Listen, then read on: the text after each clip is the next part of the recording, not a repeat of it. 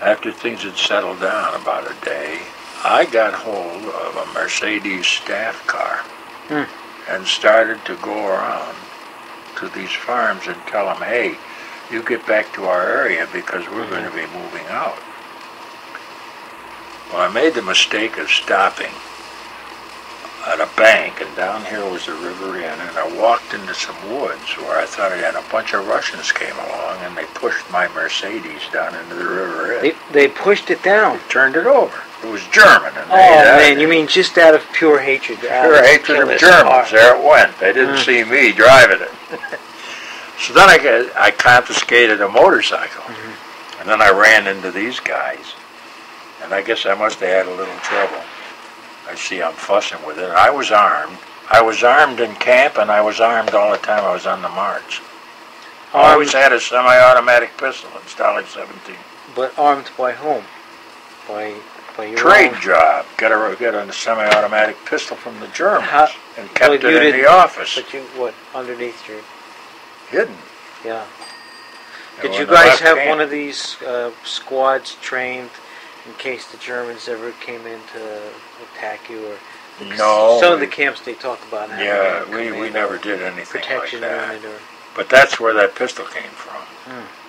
Well, finally, I thought, hey, after 2 days,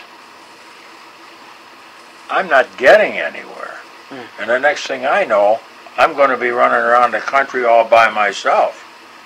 So I better get into Braunau. So I got into Braunau. And I walked into where there was an aluminum factory where they gathered. A fella came tearing up to me and he said, hey, Charlie, you better get into this little headquarters that the Army had set up. Some colonel from Inspector General is looking for you.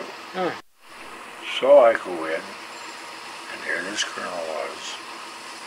Now, where have you been? So I told him, and I didn't say sir. Don't you call officer sir anymore? All he did is chew me out. I wasn't supposed. I should have stayed with my group, he thought. Right. And I thought to myself, the hell with you. Nothing ever came of it. But I've heard I thought all I could think of was chicken ass, you know. Well, that's a fairly common comment that the guys made. That they would come back and be involved in some way with someone who had no idea where they were or what they had gone through. That's right. That's right. That was a difficult thing for them to deal with. It was really odd. I'm not too sure. There's this rotor I was telling you about. That was taken in Philadelphia at one time. Archie Cothran ran the athletic program at the camp. So you guys had prize fights and so on and so forth. Yeah.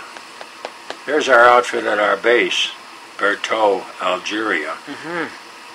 They're climbing out.